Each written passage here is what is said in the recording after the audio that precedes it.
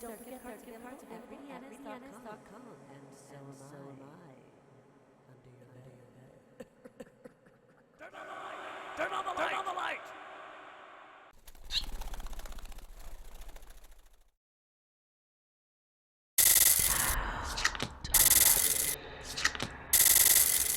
Hi there, Sagittarius. This is your weekly reading for the week of November 30th. I hope your holidays are off to a great start and that you're feeling really good.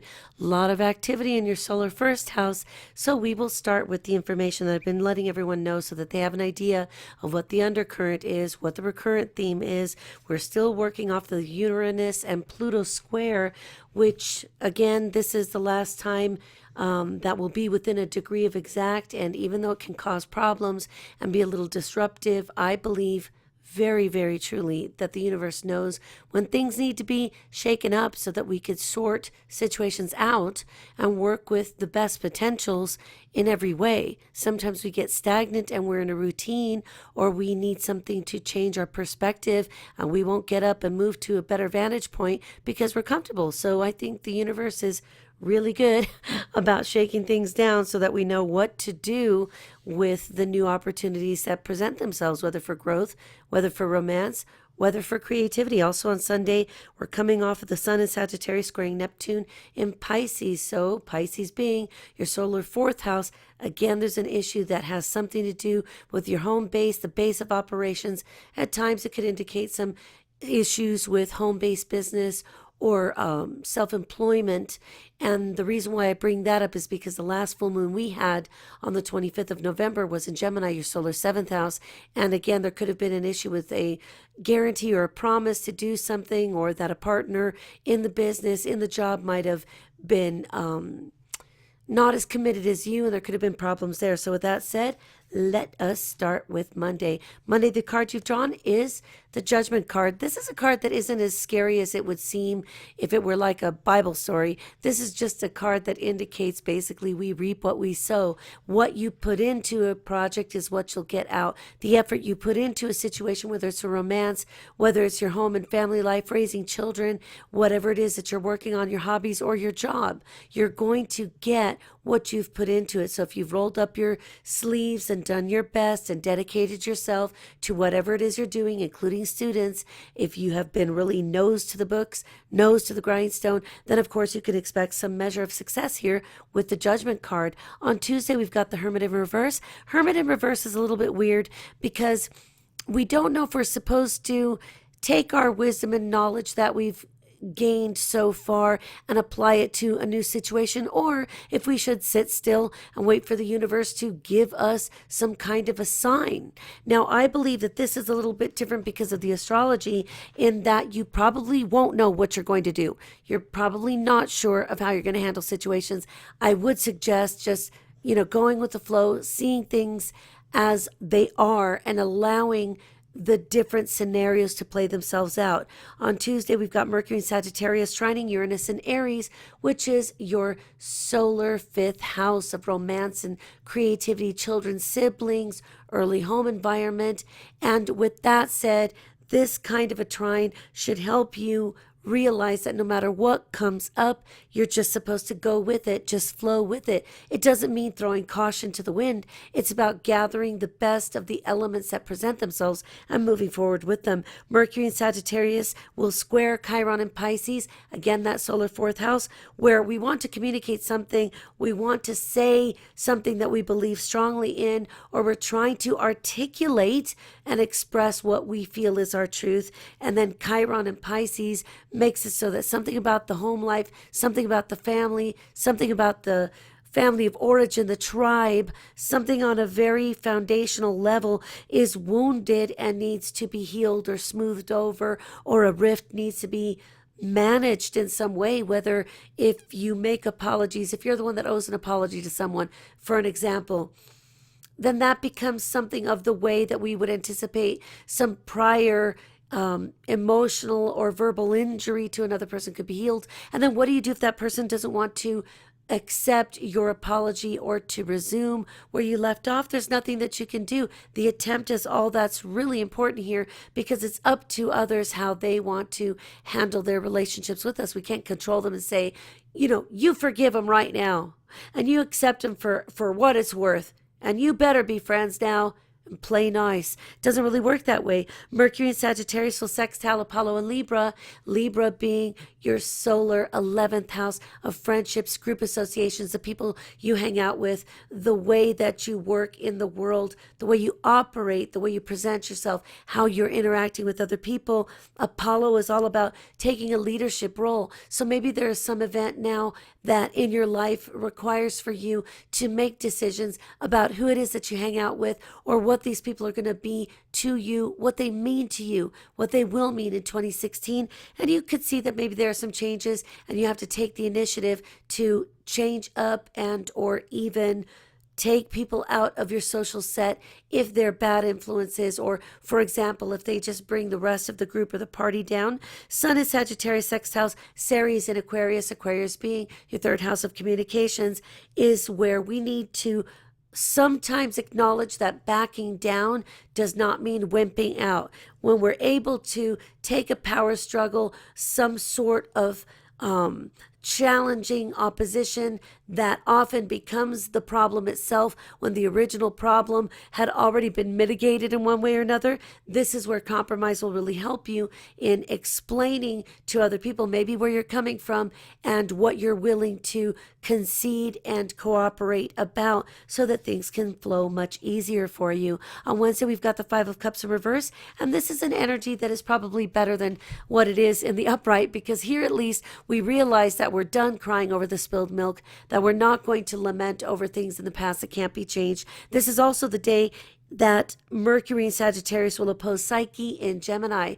Gemini being your seventh solar house of partnership, across from the first house of self, and how it is that you kiss and make up, or that you shake hands and part ways here. This is where the transformation really is possible, when you realize that it's okay when we're no longer living in parallel lives. We no longer are basically helping each other, we're hindering. This is when real transformation can take place, and it would be in your best interest to allow whatever needs to happen.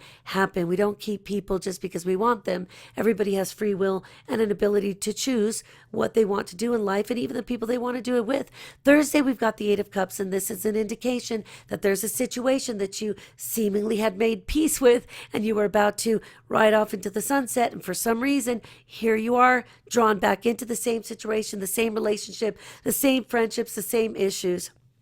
With that said, Mercury and Sagittarius will semi-sextile Bacchus in Capricorn. Now, Capricorn being your solar second house, there could be an issue related to resources, funds that are used or supposed to be allocated to take care of your daily living expenses, and even to have the clothes on your back available, to have food in the kitchen and refrigerator to eat, and ingredients to cook with, and the couch you sit on to watch your favorite show. Somehow here there is something of a struggle that you wish you could avoid, but I guarantee you there's no escaping an issue like this as much as you'd like to, because it seems that you've voluntarily come back into the fray and want to do something, obviously, because you wouldn't be returning to a situation that was the dead horse, proverbially speaking, if there wasn't something that you hope to gain in the least the idea. So remember, just face things as they are. Don't put on the rose-colored glasses, because in effect that's the same as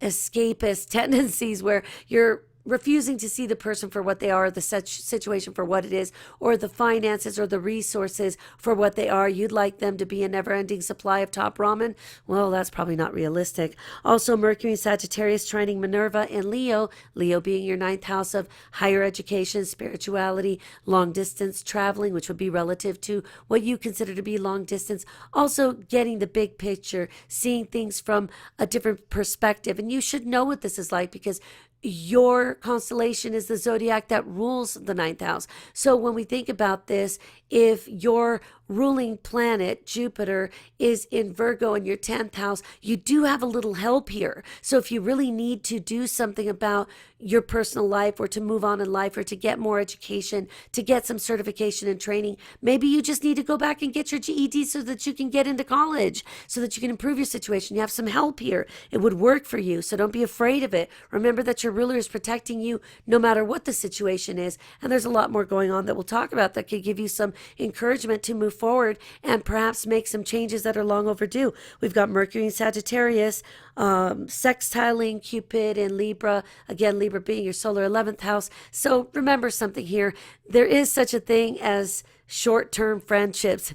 Sometimes we turn over a new leaf with a whole group of them, or people come and go, and it might not be so much about it being short-term, but these are just lighter relationships and friendships that are not really meant to be people that you hang out with forever, because the bottom line is that we grow up and away from these dependencies that we create with people that are our homies, our posse, our friends, our sisters and brothers, but they really aren't meant to be that which fulfills us in life, because they are just friends, and people come and go all the time, and that's what makes life interesting, is meeting new people all the time. Friday, we've got the Tower in reverse. This isn't so bad. This could be indicating that you know that there's a situation that is definitely unstable, and you're trying to gather up your resources and create an action plan, maybe even a contingency plan, to know what you're going to do with the situation if it really does collapse and comes to an end. This situation might be related exactly to your job, the issues in trying to get a job, because either your reputation helps or hinders for a lot of young people if they've experienced legal problems. And so that is now showing up every time somebody does a background check, or they've been sued before, credit rating is smashed, and then they have to deal with those consequences. Well, Friday, Mercury in Sagittarius will square Jupiter and Virgo. And so that's where we need to make sure, my dear, that you understand that you need to not give extra information. Just because you're sitting in an interview after the initial application process, it doesn't mean that the first thing you blurt out is, well, I've been hauled in and thrown into the clink 5 times for drug-related offenses and for a couple of petty thefts. No big deal. Makes me who I am. We're like, shut up. Don't tell people this. Let them discover it if they choose to or not. Some employers are just going to indicate or run it by you in some way that isn't necessarily true, that they're going to do a background check on you. It reminds me, once upon a time when I went to interview for a particular job. I was 18 or 19 years old, and I was all about just continuing up the ladder in ways that would bring me more money to pay for my school books. And I remember that, I can't remember what kind of a company it was. It was something marine related or ocean equipment related. And I really got a bad vibe from it, because I had this woman asking me, would I have a problem submitting to a polygraph? Well, I happen to know about polygraph tests, and I'm the type of person that might throw all of the indicators off just because of my being hyperactive, don't you know? I said, no, I don't have a problem with it. And she kept saying things to the effect of, are you sure? Are you sure? Finally, I realized, screw this. This person's trying to intimidate me away from taking the job. And if this is any indication of what this heifer is going to be like, I don't even want the job. I ended up finding a much better job working for a software company, which was up my alley and something that interested me anyway. So with that said, remember, Venus and Scorpio is your solar 12th house. You can go ahead and pour a little sugar over those secrets that you need to keep hidden so that people don't notice what they are. Don't be talking about, don't be communicating about the things that aren't anybody's business. And if they would like that information, you check off and answer your applications or the questions as honestly as possible, but don't go giving extra information. Even if this is an application process because you're buying a vehicle, or whether you're getting involved in a student loan, whatever it is, of course, tell the truth, but then stop right there and don't give extra information. Like say you're applying for a FAFSA grant and you're like, yeah, because my grandfather might kick the bucket this year because he's sick every Christmas and maybe he'll leave me $1 million. Stop talking until you get the money. You don't have it, so it's not necessary to say it. You get my drift. On Saturday, we've got the Queen of Wands in reverse. She could be a fire sign like you, Aries, Leo, Sagittarius, and she could be the type of person who's a biatch. The worst thing about her when she appears in the reverse, in the context, in association with these cards and this astrology, is that she could be misleading you. So she's not the person that you can trust right now. I would just work with her, work around her, slowly back away from the water cooler when she's there, because she isn't the type of person that you can even rely on for information, because she loves gossip. With that said, okay, so maybe for a few of you, this is you.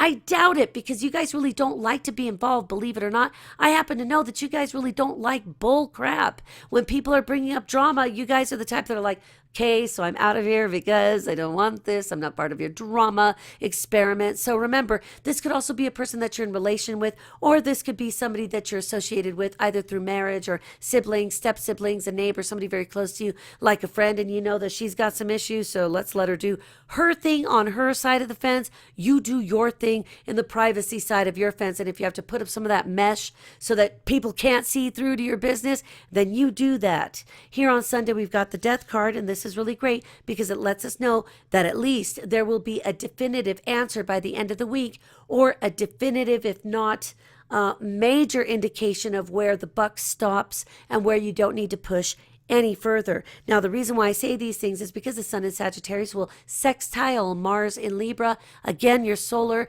11th house. The sextile gives us an opportunity to work with. So with that kind of energy, you could actually get a job if you need one through word of mouth and friends. And again, remember, don't say too much more beyond that, even if it is seasonal work here in the United States, because most of the time, a lot of these jobs, extra help, we need Santa's helpers at the mall and the stores and the shops. And that's great. Money in your pocket so that you can buy the things that you need and you can take care of yourself. So remember that your friends could be helpful here in starting a new chapter of your life. Sun in Sagittarius also semi-sextile Pluto in Capricorn, second solar house. Money, the things that you buy with it, your couch, your wardrobe, your makeup, your fishing poles, your basketballs, bowling balls, your wardrobe, furniture, anything that you stuff inside your house, put in your pockets, the things that belong to you here are highlighted. So what's going on is that Capricorn wants you to be more responsible with the way you handle your finances. You know, Capricorn is all about responsibility. Maybe for some of you that are younger, not your favorite thing, but most of you already know, if you're about as old as I am, about nearing half a century, I feel like an old flagship, that you understand that there's no need to get yourself in a frenzied state of spending if it all ends up on credit cards and you're screwed at the end of January when you get your first statement. So no matter what they promise you, right? Deferred interest for 190,000 days. And then in the end, it's like, boy, if I need that now, does that mean I should be spending the money I don't have? Probably not. So here we've got Pluto saying, search within yourself, see what it is about your spending habits and about the way that you treat your possessions. If you respect the things that money buys. Reminds me of a story once when my son was walking back and forth from our home in the country to a truck stop. And I don't remember what the issue was with my vehicle. Oh, I remember it was right around the time that our schedules didn't match. So my kid was walking in the snow to the truck stop so he could save money to buy a car.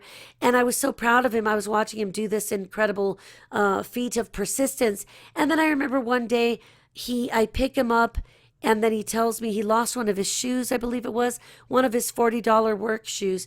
And he goes, yeah, so I lost it.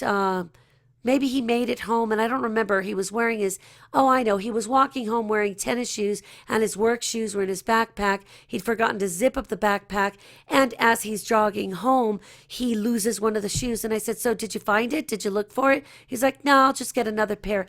And I said, sweetheart, you make minimum wage, so just even at approximately $7.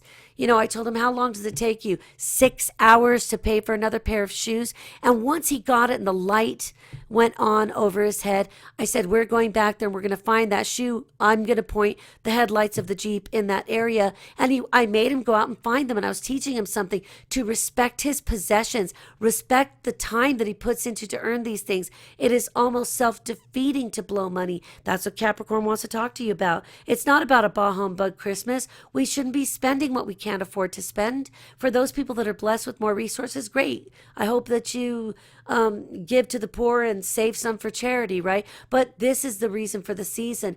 I believe that it's all about our Savior, or at least a really sweetheart, cool guy named Jesus. And if you believe it's about the flying spaghetti monster, more power to you. But it really isn't about presents and buying everything that Toys R Us vomits into our faces.